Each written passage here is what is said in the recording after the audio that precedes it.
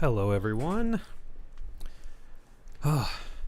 So I was yeah, this is a very quick stream. I can't imagine anybody would tune in. But I mean, I don't know. I was doing this and I figured, why not? Not a big deal. I have the time, so I might as well. Um, but yeah, so I thought I've been working on a couple of projects. As you've probably seen the videos on my YouTube channel lately. I got my hands on the Apple Vision Pro, and really been enjoying my time with it. Really nice, very interesting thing, device. And so I've been doing a couple of research studies on it the past, let me think, how long has it been? It's been like 2 weeks, I think. My goodness, yeah. Yeah, it's almost 2 weeks that I've been able to borrow it. And yeah, really interesting piece of technology. But yeah, I've been doing some research studies with it just because it was so interesting to me, and I was just genuinely curious about it, about quite a few things, and I decided that would be probably good, decent YouTube content too. And so working on those. One of the studies that's still ongoing. Tomorrow, hoping, should be the last participant should be completing their final test with it. Man, organizing participants and getting on their schedules it's really rough. But was able to get that worked out. So that I was hoping would be relatively quick, but it took a while to get a hold of to get on the schedule one of participants, and it was the individual. I was like, no, this person must be a tester in this research study. No doubt about it. Yeah, I'm like, I want their opinion above anybody else. Not above anybody else, but I'm like, yeah, there's probably a couple of participants that I'm like, I probably could have. It was probably superfluous to have them there. Although I don't know, because I got to collect all the data. But yeah, this one person, I was like, nope, this is the person I really need to know. And so far they've been really great. They've been very unbiased. Of course, I've also been keeping everybody kind of in the dark of what it's about. Or not. Well, they know what it's about. I mean, it wasn't too hard to kind of guess. Yeah, it wasn't too difficult for them to guess what it was about. But so far, on that, what exactly I'm looking for, they're in the dark. So their answers have been pretty solid. There's probably only one participant that I'm kind of like, I don't know. I think you already know what I'm going with this. So there might be a little bit of bias introduced there. But, otherwise, everybody else has been really solid, and it's just been getting this last participant in to finish that, and that just took quite a bit of time. But like I said, that should be tomorrow. Tomorrow should be that time, and then I can finally move on and start collecting all the data and everything and getting it knocked out. But so today, what I thought I'd do, what I'm going to do, and I decided, I might as well stream it. Why not? I wanted to record the process anyway, and so I thought, I might as well just stream. I'm going to be here doing it anyway. I'm going to collect some of the data and synthesize it from the survey results. So to share, to give more in-depth to the process, essentially what I am trying to I'm not going to mention what I'm trying to answer. I mean, there's like an almost zero chance that any of my participants would see this stream. I don't even think they know I have a YouTube channel. I think only one of them, maybe two, know that I have a YouTube channel. Yeah. Other than that, I don't want anyone to know. It's kind of like my thing. It's for me. It's not for anyone else. It's for me. And give me 1 second here. Let me grab chat window. Yeah.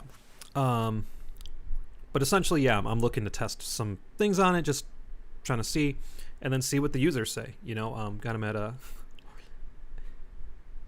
So bright, why you punish? Bright?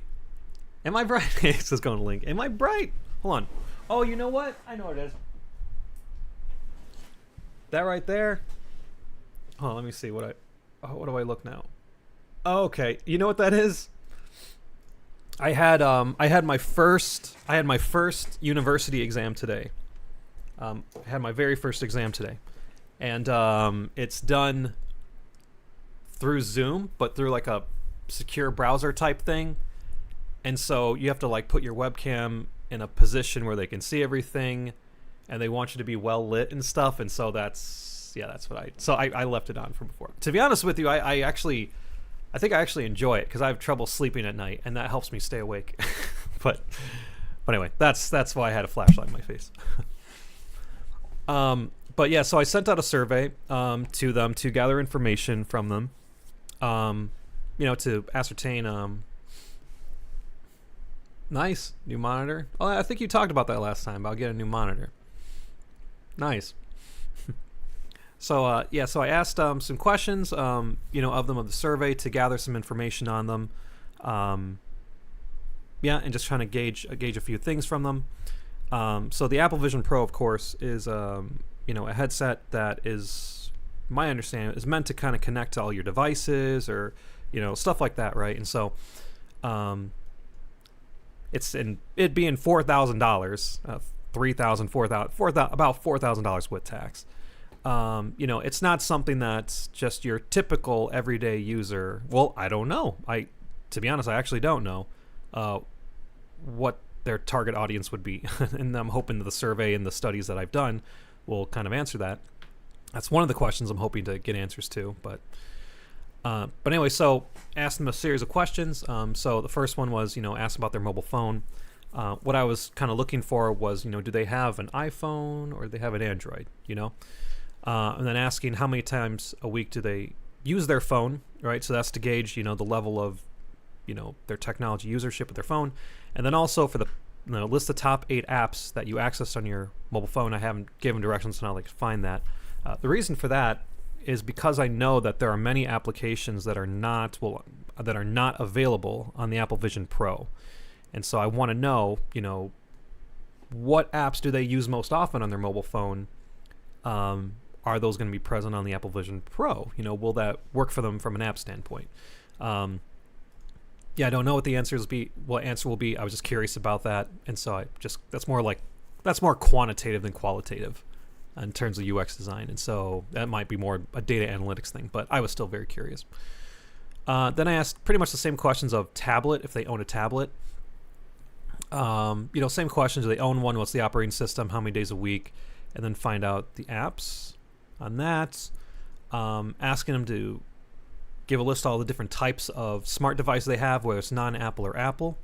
And I do want them to specify because, again, I'm trying to gauge, if someone has a lot of, is it, who would buy this? Is it someone who has a lot of Apple devices? Someone who, does that even matter if someone had a bunch of non-Apple devices? What's the, is there a trend there? Also keep in mind it's supposed to, somehow kind of work with them, kind of, sort of, yeah. And then asking, do you use a VR headset? Have you ever used one? Do you own one? And how often do you use it? The Apple Vision Pro is not a VR headset. It does not take you to another virtual world. If anything, I would call it like mixed reality or augmented reality, at least in terms of purpose. I explained it to somebody like, at least this is my definition. I could be wrong. But VR is meant to take you somewhere else. And the Apple Vision Pro is like, no, you're going to stay right here. You're going to stay right here. You're not going anywhere else. We're just trying to improve the here as opposed to taking you somewhere else.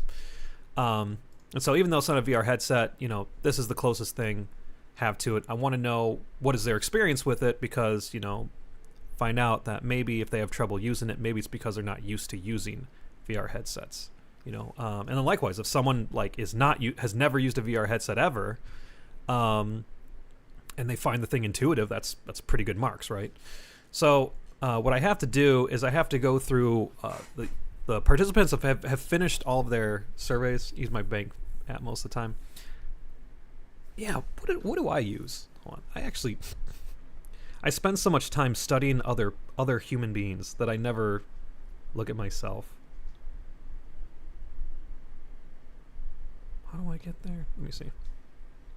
I'm trying to. Hold on. Now I can't. I had to do research to find out how to get the instructions to see it, and now screen time. That's what it is. In iPhone, it's screen time. Screen time is underneath settings tells you what apps you use most. Let me see here. I think I gotta search for it. I don't even see it. Screen time. Let me see. What do I use the most? And then you gotta kind of filter a little bit. All web app and website activity. Criminy, man. So I spend. Oh, goodness. Let me see. Daily average? Is that what that is? Yikes, man. I have issues. I have major issues. Oh my god. Is that for real? Hold on.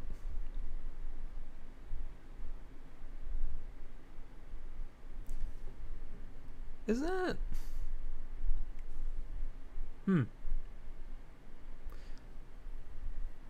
That's really terrible.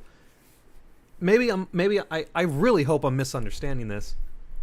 But it says that my total screen time on average, my daily average, is 20 hours?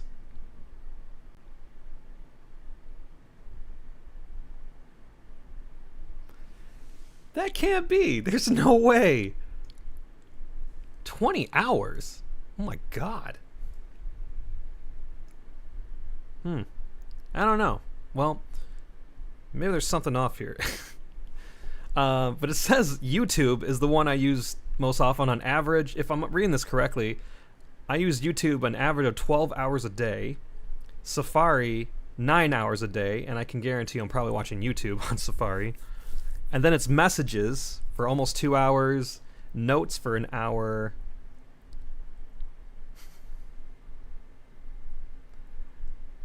Yeah, I must have a problem. Here's the funny thing. My Authenticator app is kind of up there because I have to use that thing like 4 or 5 times a day for work. That's pretty messed up, though. Okay, well, we're not going to talk about that. And I'm not the one under. You need some friends, yeah. I don't have many friends. I guess that's why I spend 12 hours a day on YouTube.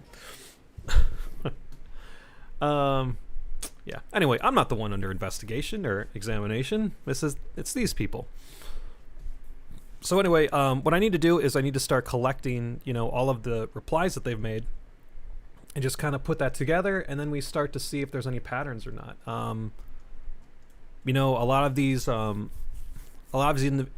individuals, just based on what I saw scanning through there, there's a lot of like individuals. In fact, the majority of them, I'm not happy about this, but from just glance, we do have phones. I hate being on the phone apparently I hate being on the phone for anything other than YouTube. Yeah, I don't know. I'm curious. You know what? Most of these people here that I interviewed, they are my friends. So now I get to find out what they use their phones for, and if I'm a complete loser or not, or why I'm a complete loser. I could just admit that. But anyway, like I said, just skimming through, a majority of these people are very much like each other. There's only one person that's an outlier in terms of technology from breezing through it, which I was hoping for a greater diversity spread, but I had some other people I reached out to, but they didn't answer me. So it's kind of just how it goes. So it sucks from a data standpoint that I couldn't get a more diverse group, and I only have the thing for so long. I got to give it back very soon. And so, yeah, unfortunately, I can't afford to buy one myself, so it's just the way it goes.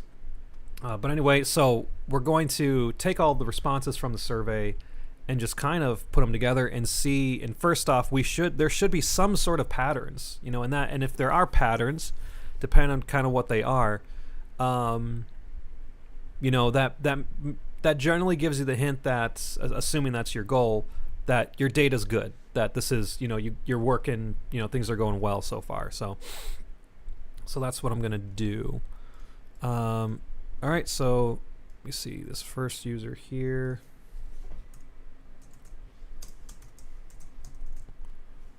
Start cataloging all of his responses. Can I? No, I don't need to bullet it, but can I? No, I can't? Okay.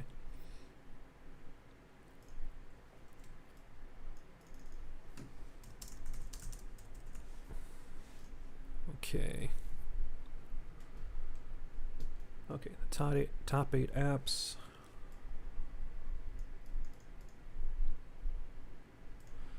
I kind of want to give each one their own card. Yeah, I kind of want to give each one their own card so that I can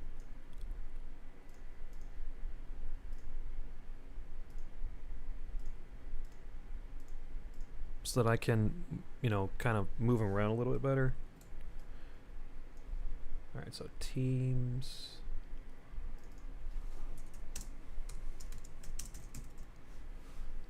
Being a Nook.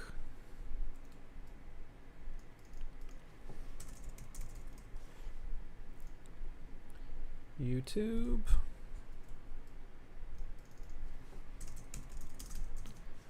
Man, if I'm spending 12 hours a day on YouTube, I have major issues, man.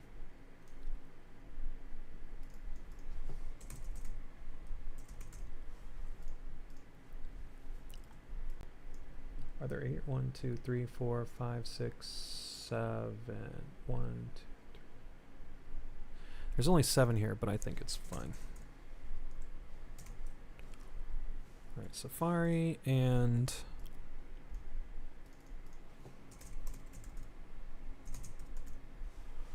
Crunchyroll. Shout out to Crunchyroll.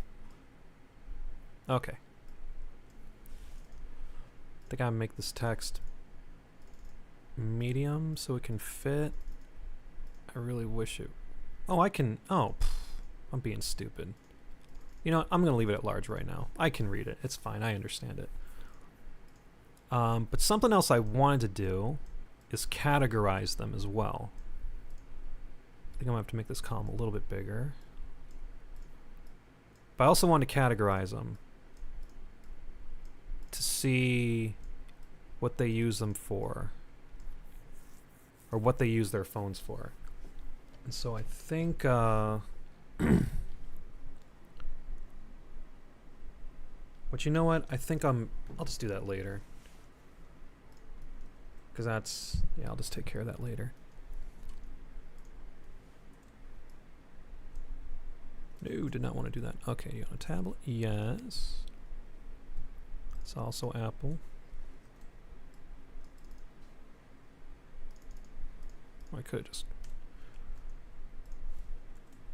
This is why I like having things on separate cards, because I can move around. Clayler, hey, how's it going? Days you use your tablet. 1 to 2 days a week.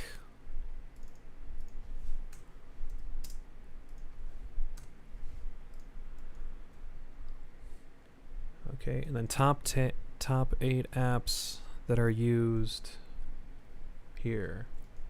Okay, so we got being a Nook, YouTube,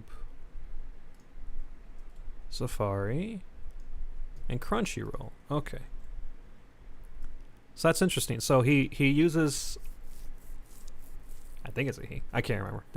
Their names are under code now, so it doesn't. I don't even know who they are anymore. I'm gonna end up just saying he because I think. So yeah, it looks like they use the same apps, you know, they do on their phone as on their tablets. So that's really interesting.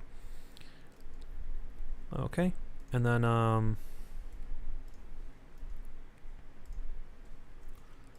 so let's look at the devices that they have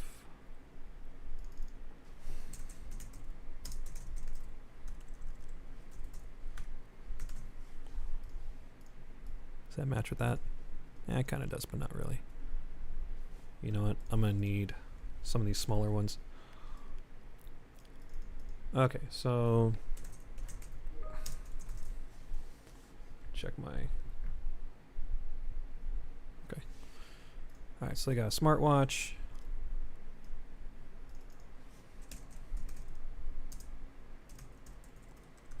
I'm just gonna... I know what laptop is. Laptop.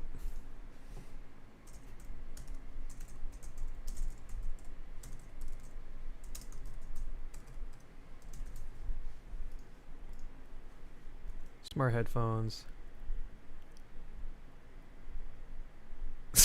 Yeah. Actually, hold on. Is this me? No, it's not me. Okay. Because I always take when I have the survey, I always take it first, because that's how you inevitably find out the things that you screwed up when you were making it. That straight up, that actually could have been me for a second. No, I don't have all this stuff. Yeah. Okay.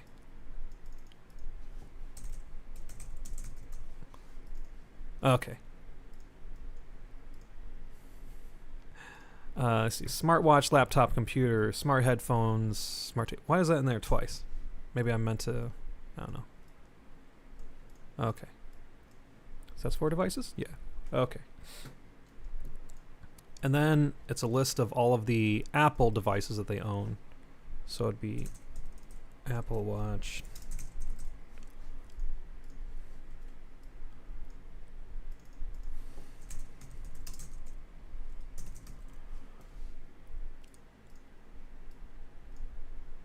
Apple MacBook,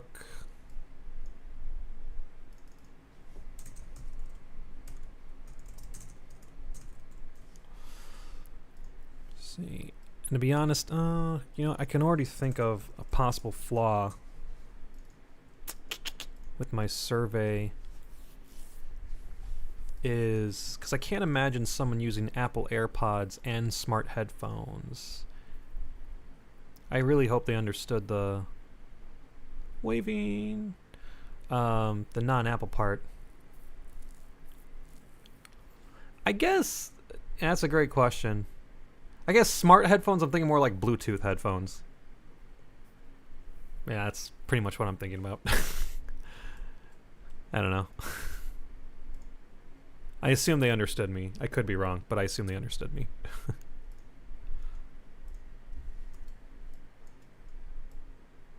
Let me see. Have you ever used a VR headset? Yes. Do you own a VR headset? Oh, yes, they do. Okay. And how many days a week do you typically use it? 1 to 2 days.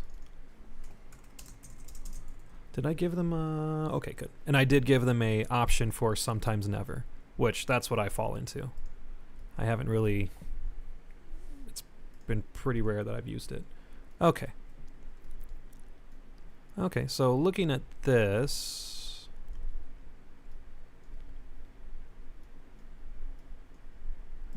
I feel like I want to color code these differently. Oh, you know what? For a brief, so I didn't. First of all, let me start by I didn't drive. No, I took it out. I took it out to a field to test some stuff with the immersive environments, the Apple Vision Pro, and I was with my wife so that I wouldn't get mugged, because you know that's how dumb people get mugged. And I was like, you know what, babe, hold on a second. I wanna try seeing what it would look like to drive in this thing. Dude, there is like zero peripheral vision. There's none. Your field of vision is so small.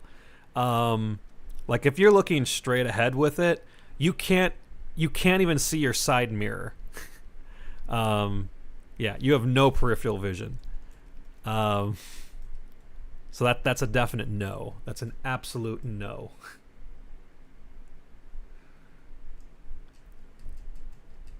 So that was interesting. Okay. So now we're on to user number 2 here. Oh, mobile phone, yes. Oh, Android user, okay. Oh, good. Okay. I don't know why I did that. I'm just gonna put Android. And then they use it 7 days a week. I'm assuming that we're gonna see a lot of people that use their phone 7 days a week, but you still gotta ask the question. Okay. All right, so let's see the top 8 apps. Okay, YouTube.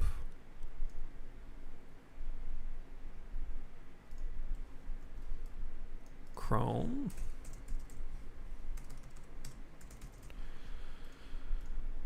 Like I said, I'm going to probably later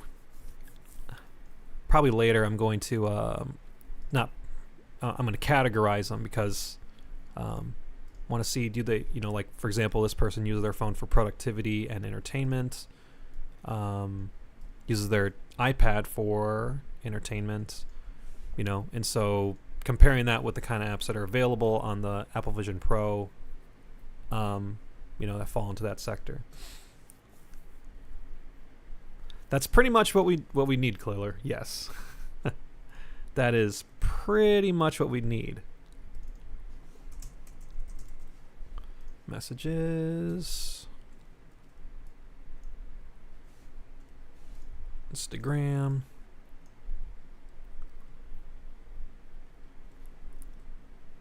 I don't know why I hit that.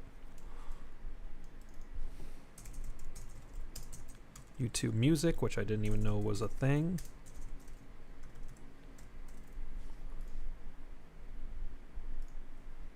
And Amazon.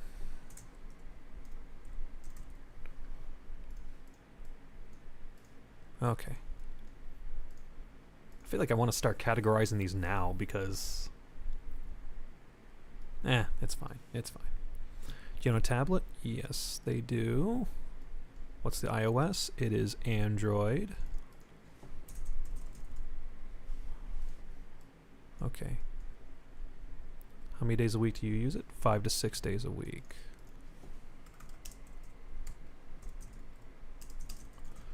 Good. So this is a very this is good. This is imagine we got rid of memories. I know the Aptera, which is that electric vehicle in California. That's what they're doing. They're getting rid of the mirrors and they're going with cameras only.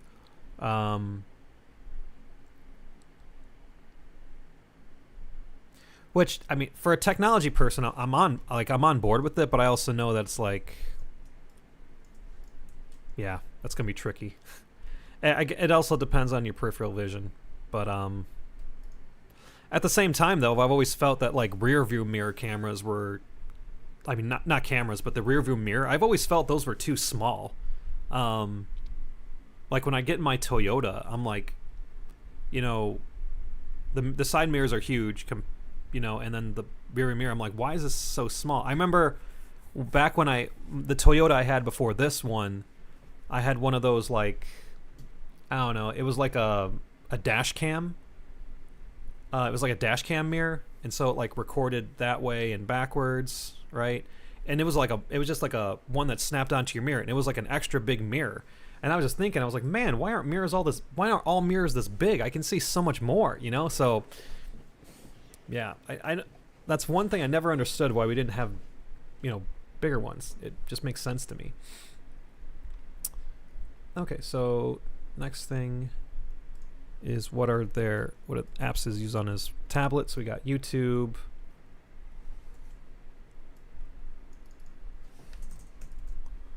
not Xzoom. I'm cool with like the idea of it, but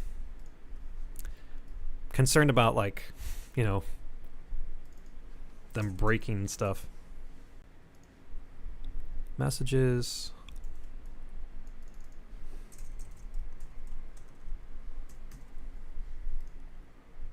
Facebook. Gmail and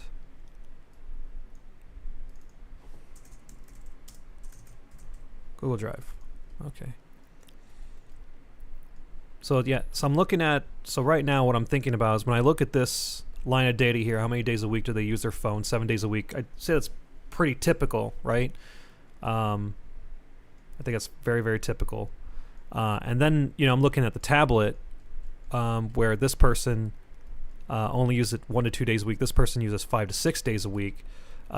This guy is, you know, this like I said, I their names are coded now, so I actually don't know if they're guys or girls, females or whatever. I don't know if they're, you know, who they are. But this guy is he's like really in tune to his TACman. Like he's a heavy user, which is fantastic, and he's an Android user, which is great. That's exactly somebody that I would want to get their thoughts on for an Apple device like this.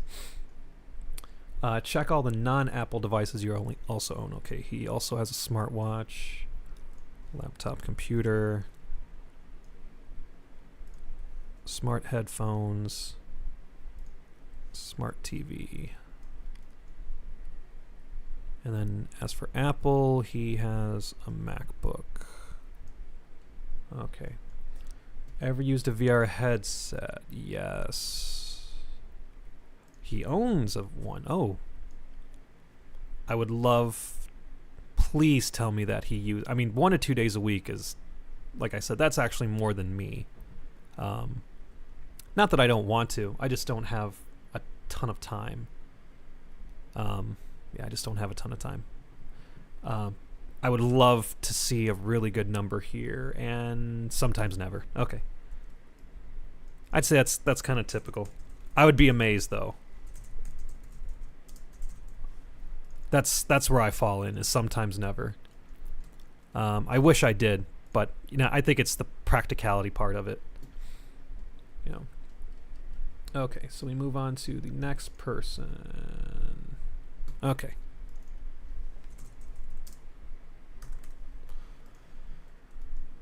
All right.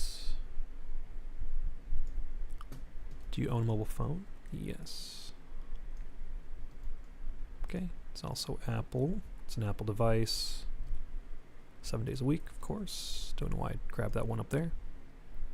Okay. And then apps that are used most often.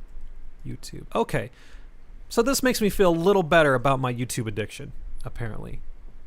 Okay. I'm not the only one that uses YouTube.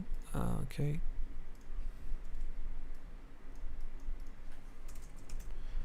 Maps.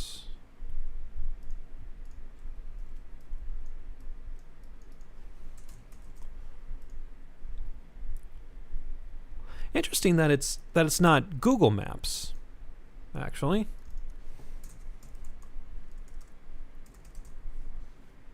Which, that's something I gotta write down. I gotta do a video on that. I was explaining it to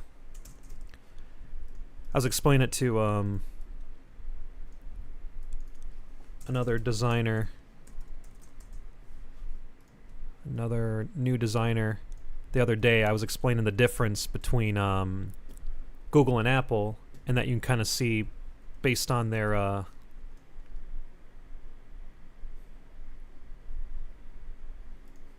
I'd say so, Clitler. I think YouTube's doing a pretty good job on I think they're collecting a decent amount of audience, yeah.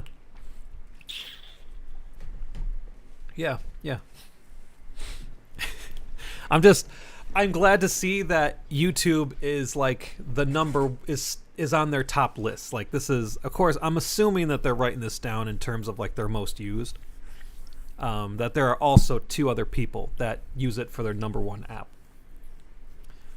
You know, so that makes me feel better about my usage.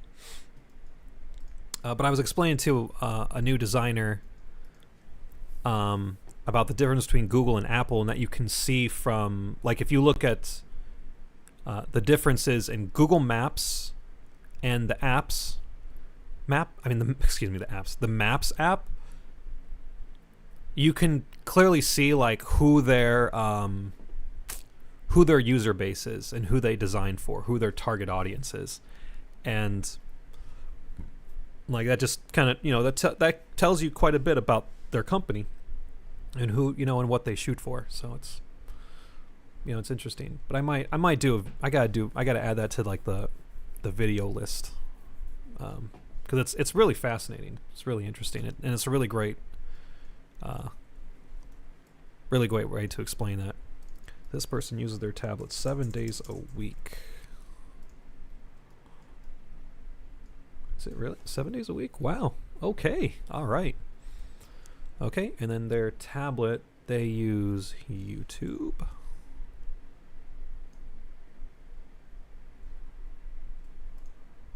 Safari.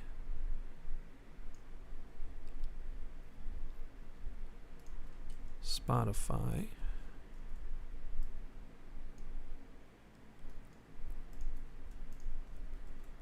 Hulu. Okay, so it's mostly entertainment. Which, when I was doing some preliminary research on this, that's pretty much what it seemed to be, is that tablets are mostly used for entertainment than anything else.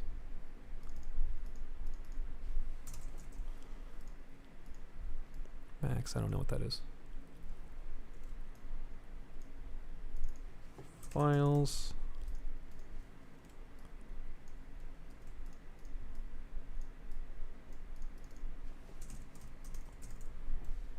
And Procreate. Wow, so this person, they're also a heavy tech user, which is awesome. That's good. I'm getting a decent mix there compared to. I'm really happy that I got an Android user that's a heavy user, and then I got a heavy Apple user. So that's good. I can compare those two. Okay, non-Apple devices that you also own.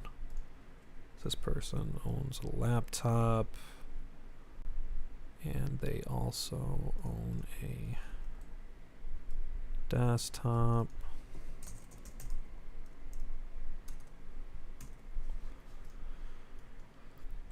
Okay, and then Apple devices that they own. He owns a... Yeah. Also, Waze. Pretty much what I was explaining. Let me see here. There's AirPods. Pretty much what I was explaining is when you open up Google Maps, there are like buttons and options like everywhere. There's just so much stuff. And I did like a little preliminary check before I, and that's kind of led me to that conclusion. Is you just see buttons and stuff just absolutely everywhere. And I asked people, can you identify those buttons and what they do? And pretty much most people are like, I think there's like 4 or 5 buttons, not including all the different options that are hidden. And they were able to identify, they only used like 2 of them. And I was like, and I'm like, the reason why those other ones there is because there's another group of people that use those other buttons, frequently. And, I said, but if you look at Apple Maps, it's like, it's very clean, very, very simple, And I'm like, it's because Google, they tend to focus on designing for everybody. I'm doing this in very general terms. But they tend to want to design for everybody, which, is fine. That's their thing. While Apple is like, there's only a certain kind of person that we want to design for. Obviously, typically, like, you could like boil it down to say like Apple people, but it's, it's more than that. It's people who are like, I just want, clean design. I don't want a whole bunch of stuff, And the funny thing is, like, Google Maps is, whenever I need to use maps, I mean, that's what I use. just because I've been using it for such a long time. But to be honest with you, it's far too cluttered for me. But anyway, that's a very broad and very generalized way to put it. But, you know, it's interesting nonetheless. Okay, this is user number 4. And so they own a mobile phone. They also own an iPhone 7 days a week, right? Of course. So let's find out what they got here. Okay, so they use messages. Gmail. Is Gmail on here? I think it was over here. Gmail, Reddit. I don't know why that jumped all the way over there, but okay.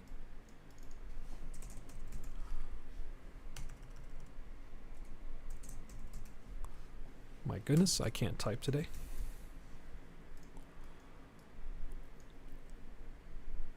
They use Instagram.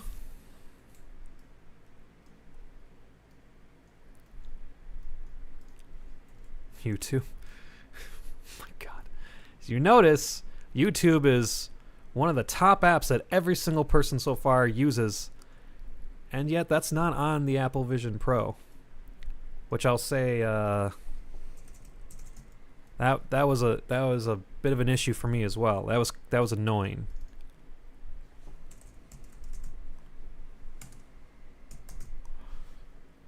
But one thing that really has shocked me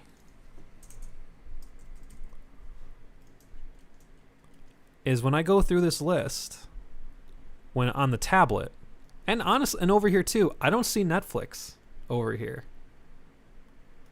That is a huge shocker to me. Yeah,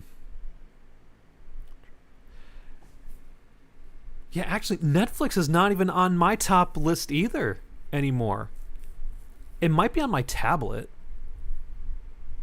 But that's something that, honestly, I was not expecting to see. That Netflix has not appeared on any of them so far. And of course, Netflix is one of the big apps that were named that, it doesn't appear on the Apple Vision Pro. But man, according to this data, limit it to the top 8 apps, the apps that they use the most often. To be honest, the top 5 is probably good enough. But I just wanted to be very thorough and push the envelope. And top 8, yeah, exactly, Clitler. I mean, it's it's really interesting how streaming services became just kind of like barged in, man, just completely barged in and changed everything. But now it's like, I mean, we'll look at that. Like YouTube is in all of them so far. Hulu only appeared like maybe once. Amazon Video is its own app, right? So far, YouTube is how people are getting their entertainment. Well, for this group of people. I can't say for all people, but that's pretty crazy. It's interesting and happening fast too. And YouTube is also the thing they watch on their tablets. Crunchyroll is over here. Hulu, right? But man, dude, I mean, YouTube there's a change. Well, at least, like I said, at least for this group of individuals, I can't say that this is my sample size. Is I think I have like 5. I was able to get 5 participants. I reached out to about 20, and I got 5 back. Just the way it goes. I would have loved to have gotten a lot more, but this is what I got. And I only have the headset for about one more day, actually. And then I got to give it back. Oh, wow, they don't own a tablet. Interesting. Ooh, okay. So this okay, I'm feeling a little better about the diversity of the list. Okay. I'm waving to myself too. Okay, I'm starting to feel a little bit better.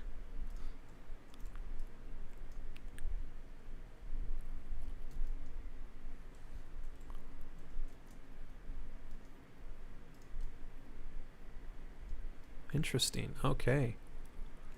Well, cool. Man, I am feeling better about how diverse my list is. I mean, there's still, from what when I skimmed through, I think there was only like one Android participant, and I was like, man, and I tried to get more. I specifically asked for more, and I couldn't get anybody to answer back. And like I said, if I had this thing longer, if I had enough money to, if I could have, I'll put it this way, if I made enough money that it would make sense to buy it. Woo, huge one. I could do a lot more testing, but I don't. And like I said, I rented it, and I got to give it back tomorrow. So I don't have a whole lot of time, but it is what it is. But that's the best you can do. You see, own a VR headset? No, never tried it. Oh wow, okay.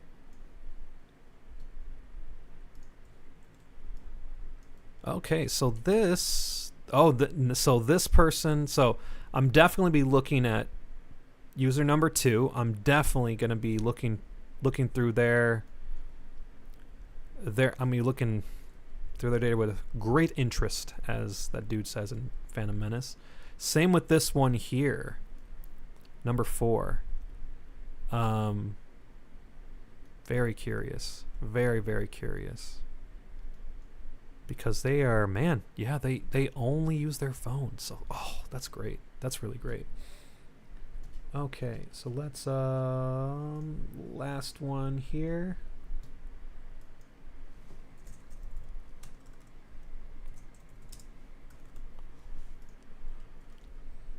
Do you own a mobile phone? Yes. All right. So let's see how this last one plays out. Yeah. Yeah, so I only have one Android user, which I wanted to get at least one other Android user. Like, it's just kind of the way it goes. If I ever, like, the way I would do this, if my YouTube channel ever made, like, any kind of, like, meaningful, I won't even say meaningful, any kind of decent profit, the way I would do it is I would just use money from the YouTube channel to pay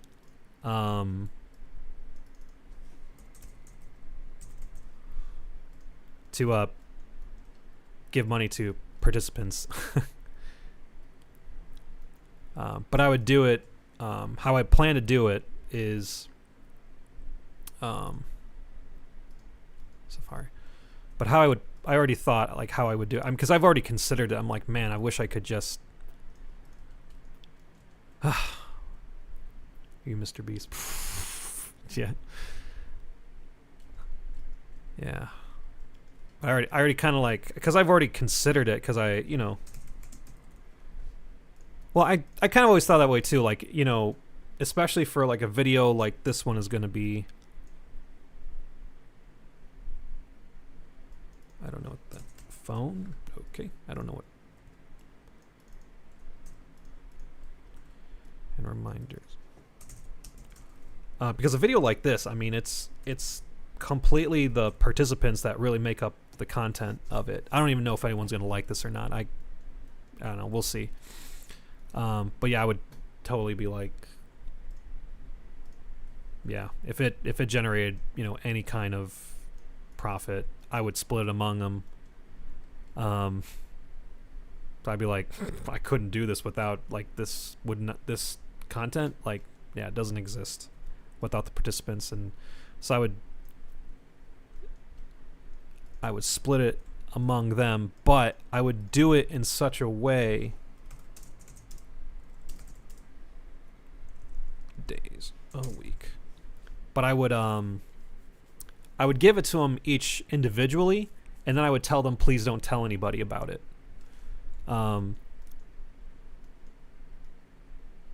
For a couple of reasons. Because then, you start getting a ton of people that want to all of a sudden help you with stuff, and maybe their intentions are not, the best. And that's when you start getting, people kind of start sneaking in.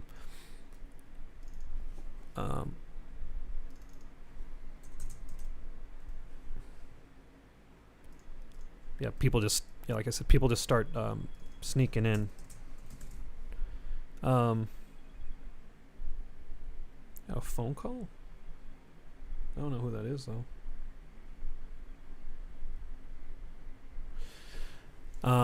Like I said, then people start, wanting to do it just for that reason. So they might say they have experience with things that they don't, and then yeah.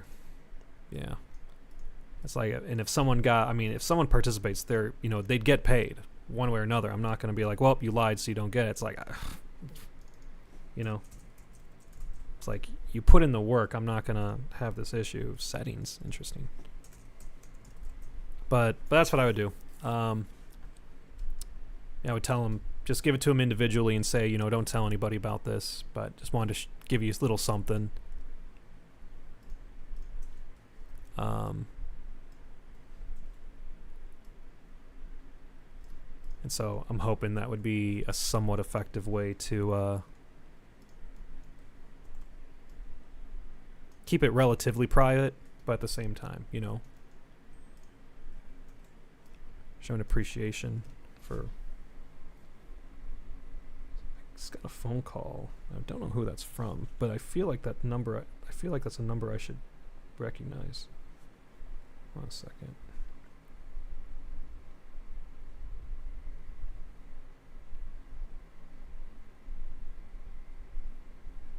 Oh, I know who that is. Never mind. Not that important. But anyway. Let's see. VR headset? No. Own one? No. And this will be not applicable, right? Yeah. Okay. So those are my participants. That's what I got. And it's not too bad. Like I said, this person here, I'm very interested because they're a heavy Android user. And they have experience with VR, which is fantastic.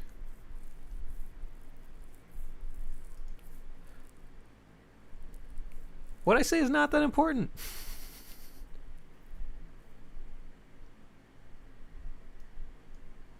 Did I say someone's not important?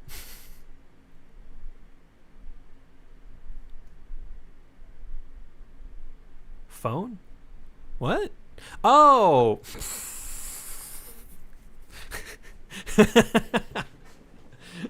Trust me, they're not watching the stream.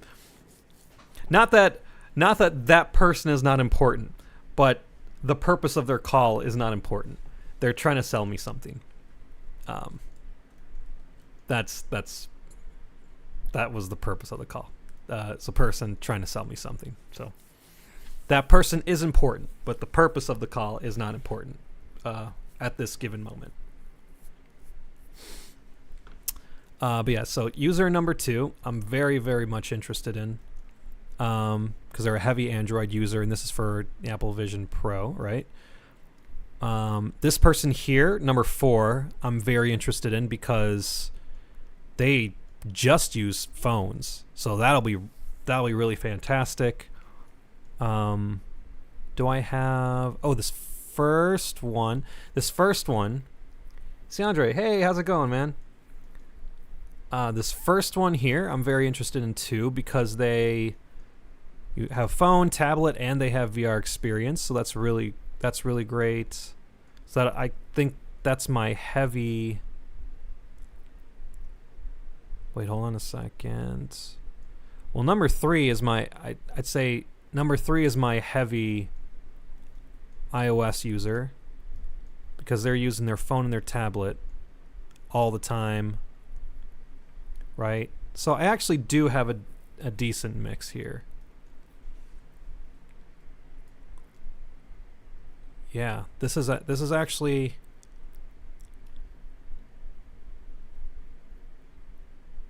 Yeah, these are all pretty good. They're all diverse in their own way. So I'm excited. Like I said, I really wanted to get at least one other Android user. Oh man. Oh, that really bummed me out. Yeah, that really, really bummed me out. I mean, what can you do? What can you do? I remember you since I became 8 months. I currently work in graphic design field. Want to switch, but I feel very discouraged. I'm sorry to hear that, Andre. What are you discouraged about?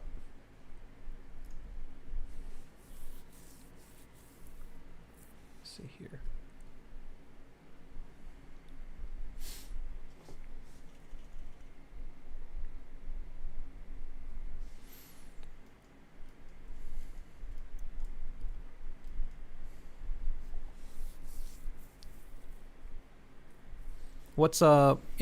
What's been discouraging you? In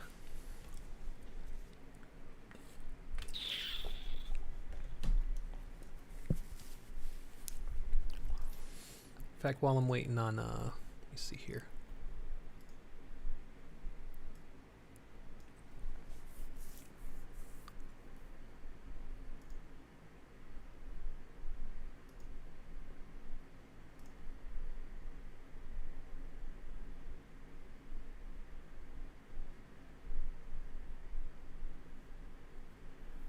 While I'm, give me 1 second here.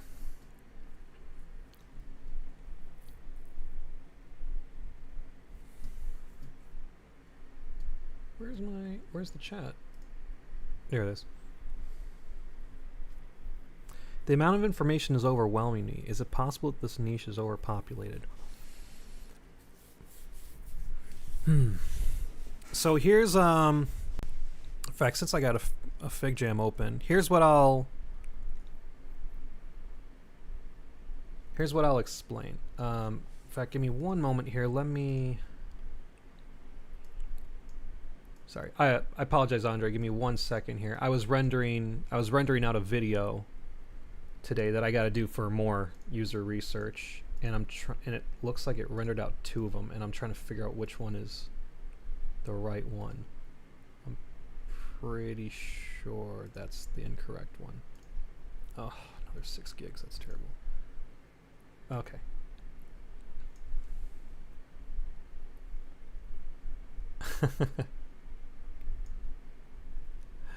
Give me 1 second. Let me just and let me get this other video rendering. This one is going to take. This is the video that I'm rendering, because I got to do like exactly what I did here. Well, you can see I have it over here. I did a video diary after wearing the Apple Vision Pro for 8 hours during my entire workday. And so I have to synthesize all the data like I did here. And then I realized, and then all the video stuff together turned out to be like 2 terabytes, which completely destroyed my hard drive. And then I realized I have to render out that 8 hours straight so I can look through it. And it just was like, wow, that's going to be a lot of work, isn't it? But anyway, that's how it goes. So I apologize. Give me 1 second here. Let me just start the render process. I know it's going to take like several hours, and I just want to get it going. And hopefully my computer doesn't crash as I do this. We're good? Okay, cool. Awesome. Apologies. Let me, okay. 2 terabytes. My goodness. Yeah. Because I need to make everything fancy, and I regret making everything fancy. But okay, so I apologize. I'm doing this beard thing now, and I can't stand it. Like, hair's getting all over the place. So the amount of information, is it possible this niche is overpopulated? By overpopulated, do you mean that there's a lot of designers in the field, like there's not very many jobs? Oh, Clitler. Virtual Domain of Blaze, a streamer extraordinary, skillfully wields both VR headsets and therapeutic advice. Step in their virtual office, let the comments. You know what, Clitler? I'm here, man. I'm here for UX. I'm here for anyone that wants to get into UX design, because I was there, man. A lot of designers, yes. Okay, that's what I thought. So,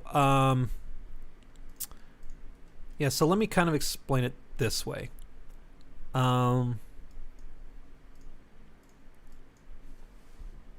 Oh my goodness, what year is it?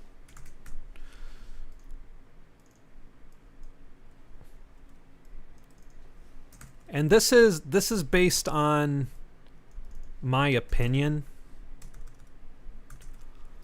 To be honest, I don't even know what I'm doing right now. I just know that the reason I'm doing this is because I know that I ramble unless I have something in front of me. Wait a second. When was COVID? Okay, this is a really stupid question. When was COVID? Was that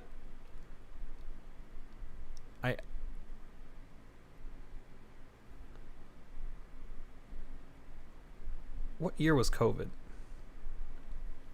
Was that 2019? I sound so dumb. It was 2019. My goodness. Time has flown, man. Well, we were also like all like underground for practically forever too, so that kind of explains it.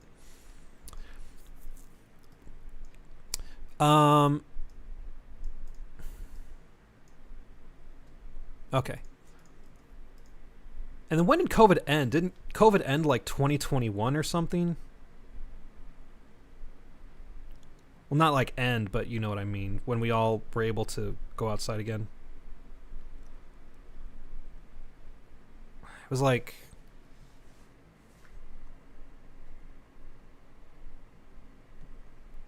I can't remember. It flew by so quickly. I think it was like... It was like a couple years, wasn't it? Like I thought it was only be like a few months and it's trying to be a couple years. Okay.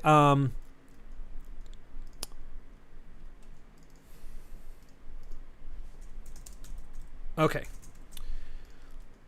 And actually this happens before COVID. So this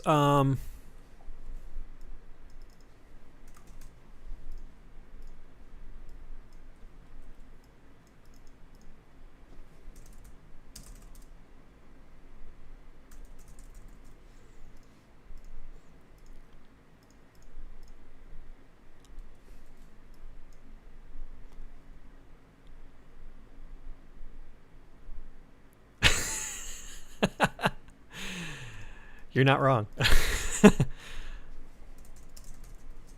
Yeah. So it helps if I make sort of a diagram. Maybe it won't help. I don't know. Okay, so and there are so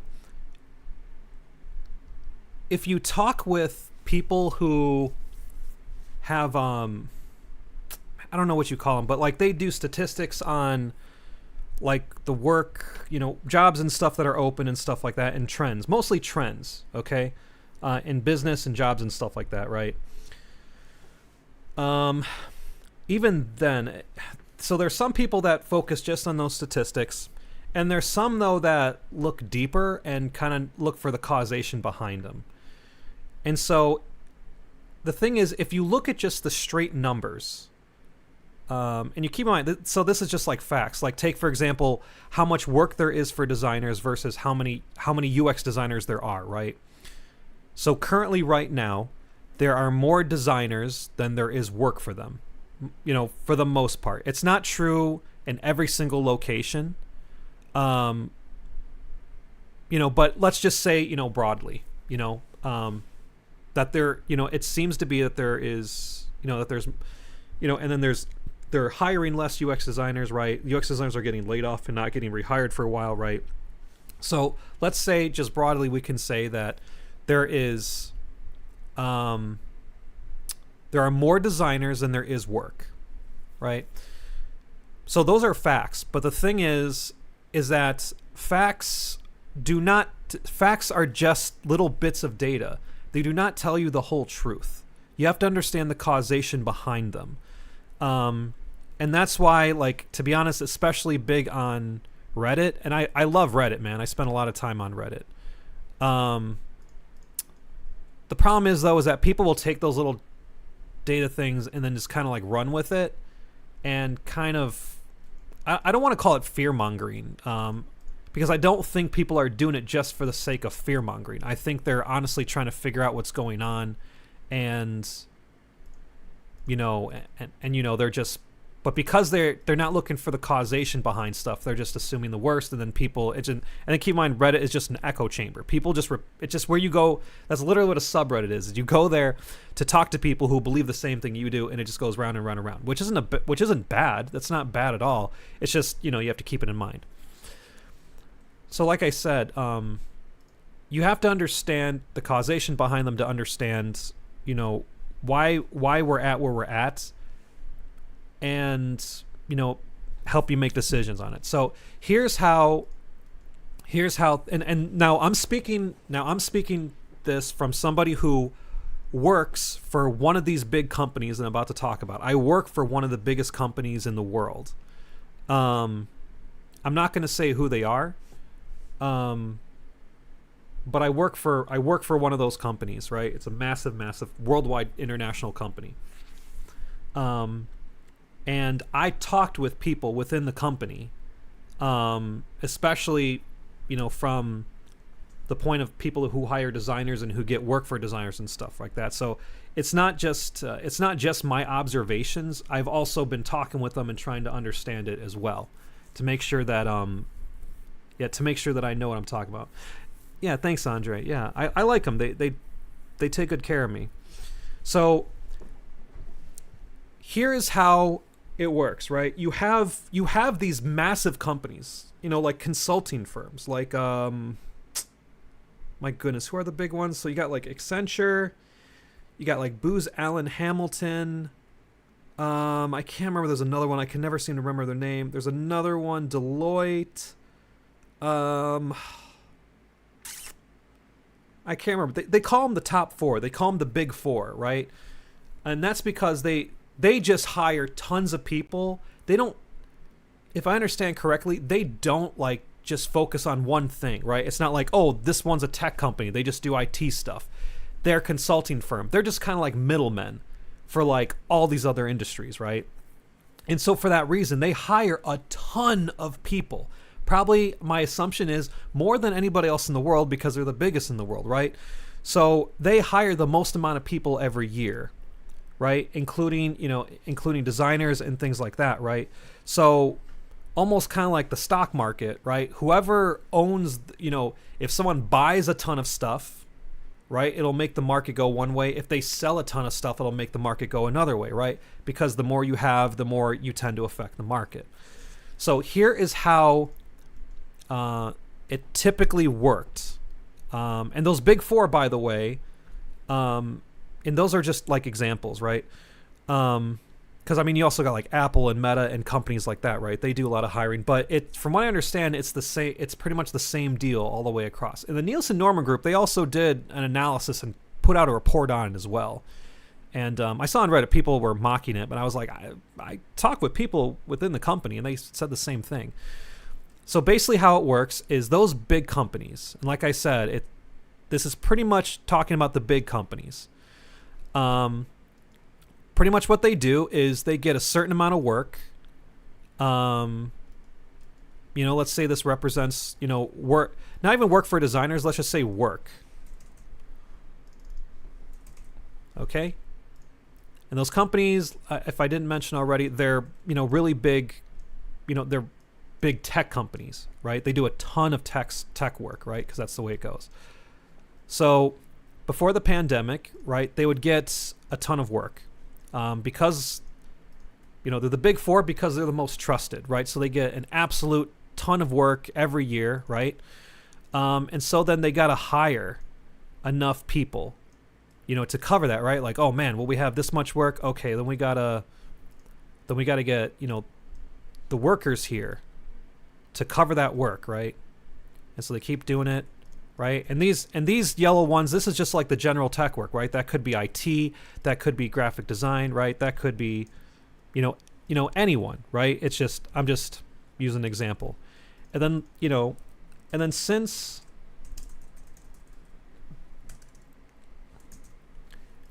UX designers are also tech people, right? We're including that, right? Like some of that work is going to be for us, right?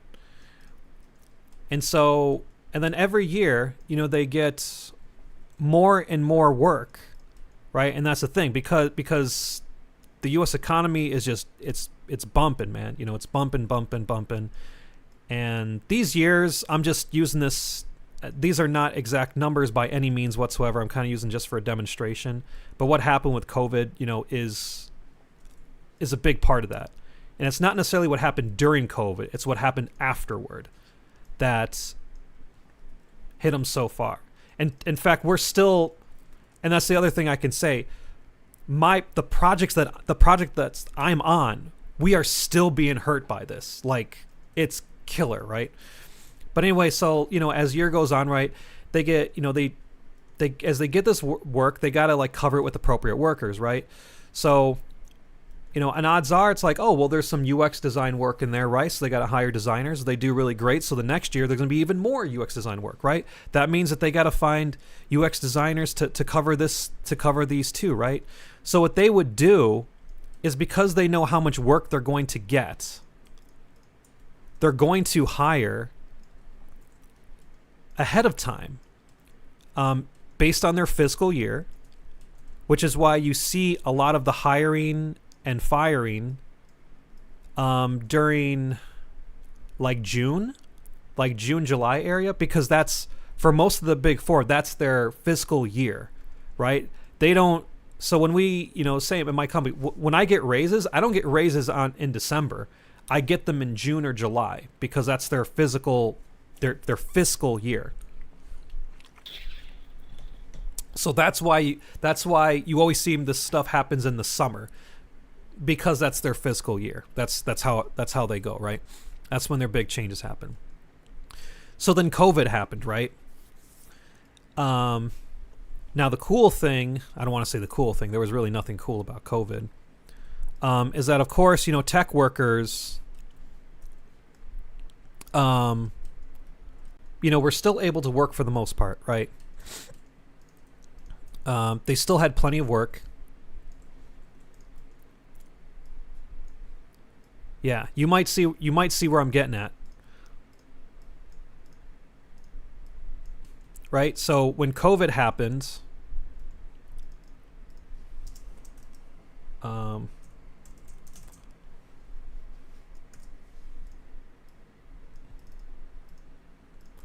you know, and we start to go into lockdown, right? Now the cool thing was, like I said, I don't mean cool thing. I'm using the lack of a better word. You know, tech workers were, you know, it kind of like things stopped, right? Things stopped for maybe a couple months. Okay? Like work stopped for maybe a couple months. But very quickly, tech workers were like, but we just, you know, pretty much all I did was say, you know, we're just going to have you start working from home. And keep in mind, people were not like super, you know, this is where Zoom and all those tools, you know, like they started, you know, improving their stuff. Sorry, my beard is bothering me. That's when they started really like kicking up their stuff, right? That's why they became such a valuable company. Because, I mean, you keep it, if you remember, I remember, Zoom sucked in the beginning.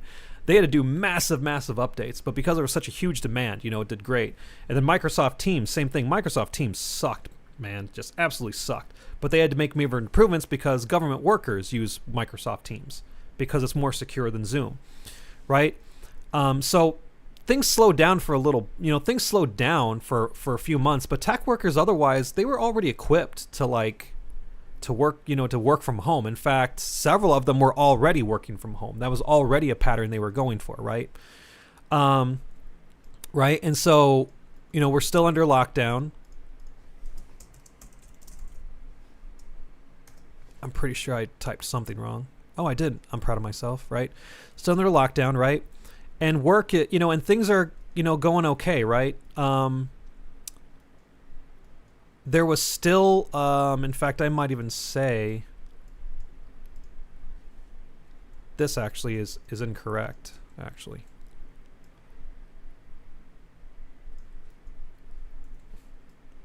There was, I apologize. Yeah, it was more like this. Apologies. It was more like this, that there was more work than there were workers. And so that's why they hired so much, right? They could never keep up with it. So there was always too much work, right? And so lockdown, things started to slow down, but things were still to go. And also, too, the government was giving subsidies to a lot of these big companies, a lot of companies in general, right? So that they can still employ people. So people could stay employed. You can keep the economy going, right? Right? And so, like I said, of course, those big tech companies always had trouble just filling in the work, right? There was always more work than there were, workers to do it, right? But if you notice, like, things started to slow down, right? They were starting to be able to catch up to that work, because work coming. You keep that in mind. If your company is slowed down, right? Let's say I'm a company who hires consultant firms to give me employees to help me, right? If I'm locked down, the government is helping me, right? They're giving. I can get money to kind of like, try to operate a little bit. My business has slowed. So I'm not asking the other company for help anymore, right? Work is slowing down. Those big tech companies, though, because they've always had extra work, and they were always hiring more and more and more, they were able to catch up to it. Okay, and then so finally things were getting done. And I'm trying to think. Yeah. And so things were finally getting done, projects were getting done, right? It was going really, really great. And of course, though, they were still following their typical hiring process, right? So here's what you see, though.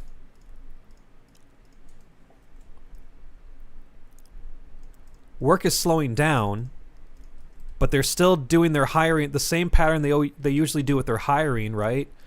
They were still hiring, maybe not as much, but they were still hiring, right? Even though they didn't have enough work.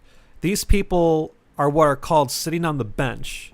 At least in a lot of the big four, they call them sitting on the bench. These are individuals that they've hired them. Okay, they have a start date, but they don't have a project for them. So what they do is they say, it's okay, we'll still continue to pay you.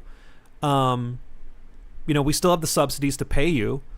You just kind of, do some like improvement, personal improvement or career improvement, take some classes, do some stuff, right? So you just keep rolling, right? And then so when we get out of it, we can just, we'll be ready, right? Because we're going to get this huge flood of work that'll come back in, and we'll have the people ready to go. And again, because they were getting subsidies from the government, they could afford this. It was okay. But then all of that ended, right? And so the next year, and again, this is not a hard timeline. This is just, just completely based on my memory. And so, but you see the problem now, right? They're getting more, and that's what was not expected. And this is where I got into my job, was during this time. Right, so this happened. The companies thought, we're going to get this big rush of work in, right? Because everybody just can't wait to get back to business. Everyone just can't wait to start making money again. We can't wait to really tackle it, right? But that's not what happened. There wasn't a flood of work that came in. And it's because, you keep in mind, these big companies that have their clients are big clients. Okay, that's why they're able to have so much work and hire all these people, because the people that they serve, they have tons of work that needs to be done. Well, those companies were like, you know what, we're not feeling so super great about this. We're going to be a little more, we saw what happened. We had to lay some people off maybe, so there wasn't a flood of work that came in. And so, what are you supposed to do with these what are you supposed to do with these people here, right?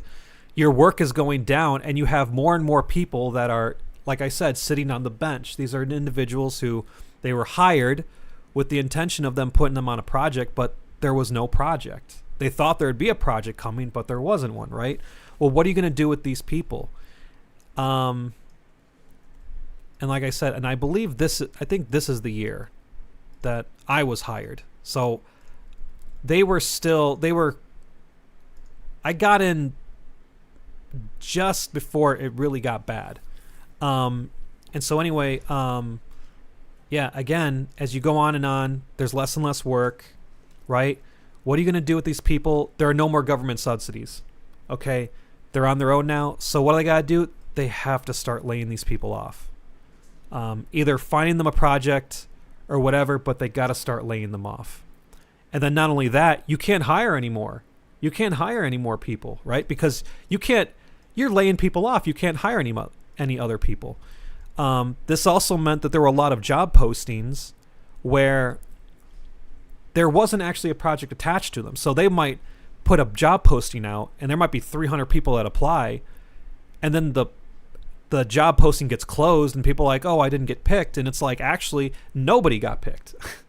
Unfortunately, it happens all the time. That my very first company that I applied for did that. I might say they did it to me. I'm not going to blame them for that, but that's what it was. I applied, I thought I had in the bag, and it turns out that the project just didn't happen. So nobody got picked for it. But that's the situation that we found ourselves in, is that, they were so used to just kind of bulking up on all these workers, but yeah. And so that's why, sorry, give me a second.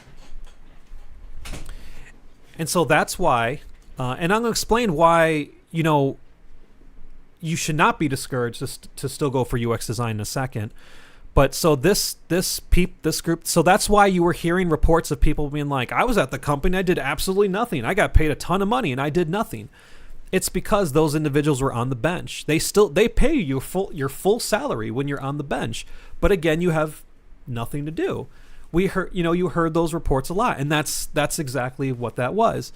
And then you heard of people that were like, they're like, my performance reviews were fantastic, and I was killing it, man. I was knocking out the park, and all of a sudden they just fired me out of nowhere without warning.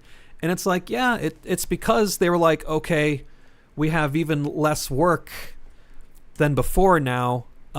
So now we can't just get rid of these ones. We got to get rid of people that are actually working now, right? And so that's essentially what happened, and that's kind of what, I guess you could say, that kind of continues to happen. And so I mean, and that's kind of where we're at right now. It's starting to bounce back a little bit.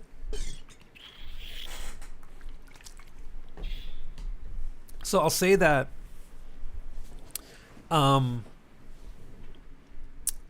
me see, how long ago? This was probably like, actually that's longer ago than I thought it was. It's probably been like 4 or 5 months. Yeah, about 4 or 5 months. We lost about, they weren't fired, they were just moved to other projects, but we lost 4 UX designers from our project. Because they were needed elsewhere. Yeah, I know. I talk a lot too. But yeah, and so they got moved to other projects. They weren't fired, they were just moved to other projects because now they're being stretched thin, right?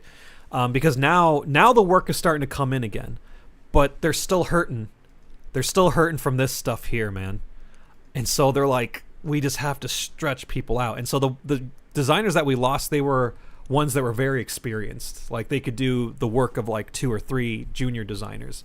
And so that's why they moved them, because they were like, we need to be able to stretch our resources a little bit. So that's kind of the situation that we're in, right now. But and so like I said, and the evidence for that is, again, hearing reports of people saying, "Oh, I wasn't doing anything, and I was still getting paid a ton of money." It's like, that's why this thing right here, it actually happens. It's not uncommon with these big tech companies, But here's what I want you to take away from this, though. First off, and when people say, that the field is overpopulated. I almost said overhydrated. Overpopulated. If you notice here, UX designers only make up a small part of all of that tech, all those tech jobs, right? This trend is not just affecting UX designers, it's affecting the entire tech sector. except probably the IT sector, because the IT sector never seems to, it seems to be completely unaffected by stuff, right?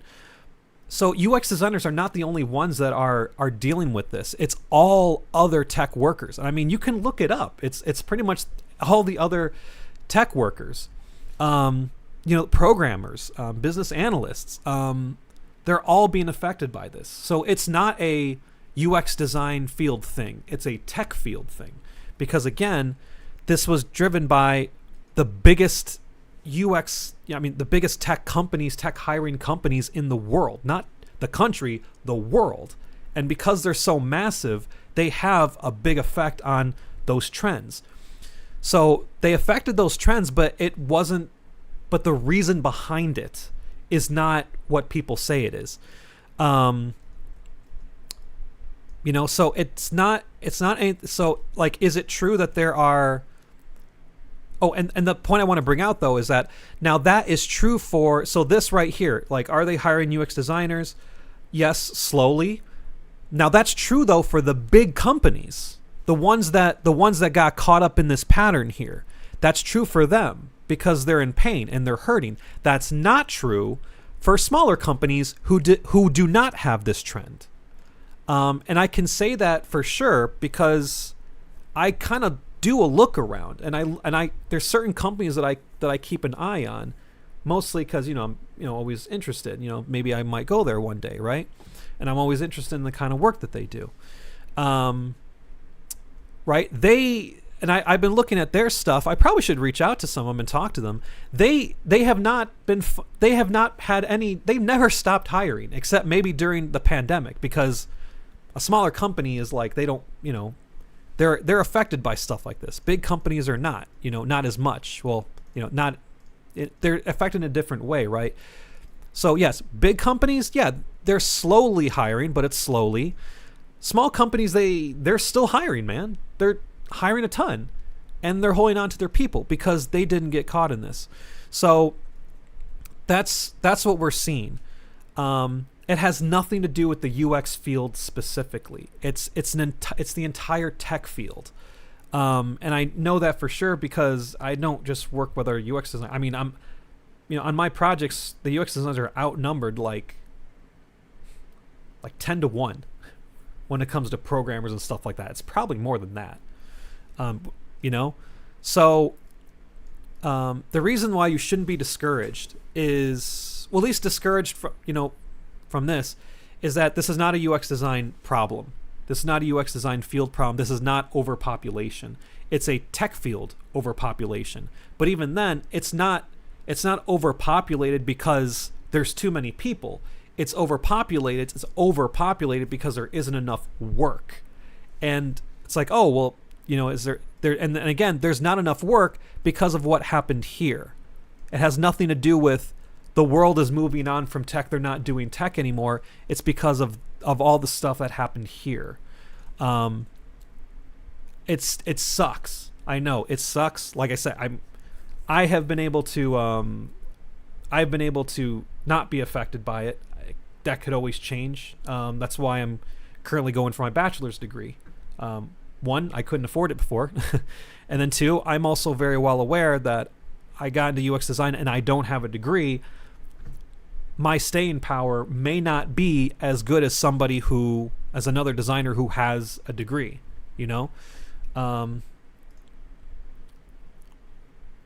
Yeah, it absolutely will.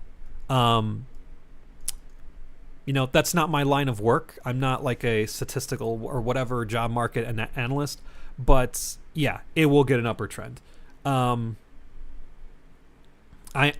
like I said, I can't say for sure because that's not my thing, but I'm extremely confident it will get an upward trend because the tech industry is not going anywhere. It's only growing. And then as long as the tech industry is growing, UX designers are going to come with. That's also something else that we've seen over the past several years is companies seeing the value in UX designers, and understanding what it is. There's a lot of companies that are still ignorant to it. They just, I don't know, a lot of them still don't know what it means. And they're just hiring graphic designers who work on mobile stuff and think that's it. And it's like, no, there's a whole second half of it to it. But I mean, that's another plus for the UX industry, is that companies are now understanding that UX designers are the key to success. To be honest, they should have known a long time ago. Because I mean, you can see it in, Apple, which, I have plenty of different feelings about Apple, but you can't deny that, they excel because of their excellent focus on UX, and user experience. I mean, well, Don Norman is the guy who kind of fathered that whole thing, right? And then Apple designed their phones a certain way and designed their packaging a certain way, and now everybody does that now, right? That's not a coincidence. Granted, most of the companies are doing it just to copy them, but they're also realizing, well, that all that stuff there, the box and the design of stuff, that all came from UX designers. And they're realizing, oh, that we need to get some UX designers, right? So, I'm very confident that there will be an upward trend, simply because the tech industry is only going up, right? Depending on how this Apple Vision Pro stuff goes, that's a whole nother industry that companies are going to that might look to start entering. We'll see. I think that Vision Pro has done a really great job. I think it's brought a lot of attention. We'll see how well it's adopted. I question how well it's going to be adopted. I have a feeling that they're going to come out with a consumer friendly version of it, and I have a feeling that's when it will would probably see a jump. I mean, it's called the Apple Vision Pro, so they're obviously going to come out with an Apple Vision, or at least I imagine they want to come out with an Apple Vision version of it. But yeah, so based on what I see here, that the tech industry is not dead, it's just going back up, that the reason for UX designer, I'm not going to, and it's not UX designer layoffs, it's tech layoffs, was because of what happened during COVID and work not returning. And then now work is starting to come back. I have no reason to believe that it's only going to be an upper trend. It just might take a little bit of time. Like I said, if when it comes to the big companies that people are used to like getting jobs with, like it's going to take them a little bit of time. It's starting to speed up, but it's going to take them a little bit of time. But for all the companies that didn't follow this model of hiring, holding people, putting them on the bench, rich companies, they are not affected. They're not affected by this, as much, right? And they're still hiring. But of course, you just keep in mind that they're smaller companies, so they're not everywhere. And they're going to be more situated in certain locations than others. So, yeah, I fully believe that there will be an upper trend in it. Yeah, I don't see why not. And especially now that the competition among tech companies is so crazy right now. It's so crazy high. It's so easy for people. Well, I don't want to say so easy, but it's so much easier for people to start a tech company, right? All you gotta do is build an app. There's a billion Instagram like apps. There's a billion. I don't want to say a billion, but there's a lot of Twitter like apps, right? But the one that's going to win is the one with the best user experience. That's the one that's going to win. So they got to hire UX designers. So yeah, no problem. I hope that made you feel a little more encouraged about the whole thing. And if you have any questions, feel free to shoot me an email. I'm more than happy to answer any questions you have or point you in the right direction for resources. I have a step-by-step guide that I created. Based on the I Became a UX Designer in 8 Months video, where I lay it out very specifically, step-by-step, what I did. I've been meaning to do a video on that, like explaining that more. It just, work is so crazy. I've been meaning to make more YouTube videos, but work is just has been so insane. But now things are starting to finally slow down a little bit, so I can. Yeah, absolutely. Yeah, absolutely, Andre. I'm happy to help any way I can. I'm absolutely happy to help. Because I remember I will never forget what it was like. So yeah, absolutely. Shoot me an email. Cool. So cool. So actually, I finished I finished all the survey information here. So that's pretty much where I'm pretty much done there. Yeah, Andre, you came in at perfect right time. Oh, okay. Well, no worries, Andre. I hope you have a good day at work. Yeah. So I'd say that that was pretty much all I had planned for the stream. Is to collect all the data for the survey, and talk about why UX designer industry is not dead. Cool. Thanks, Andre. So cool. Yeah, that's all I had planned today, guys. So I'm going to head out. But thank you guys so much for joining. Yeah, this was not scheduled just because I honestly never know when I'm going to have free time, and it just so happened today I had just had free time. I didn't think I would, but I did. I'm just kind of waiting on a lot of things. So it was nice. It was nice to do, and once in a while, I'll probably still have quick stream pop-ins from time to time, and even if you can't catch it, it's no problem. The recording will be saved, so it'll be cool. So, alrighty, guys. Well, thank you so much for everyone who joined. My goodness, just did craziness right there. Just moved my window, wrong one. But yeah, thank you guys so much for joining, and Clayler, have a good one, man. Andre, thank you for joining. Link, who was here earlier, thank you so much for joining too, man. Very much appreciated. And I'll see you guys later. Have a good one.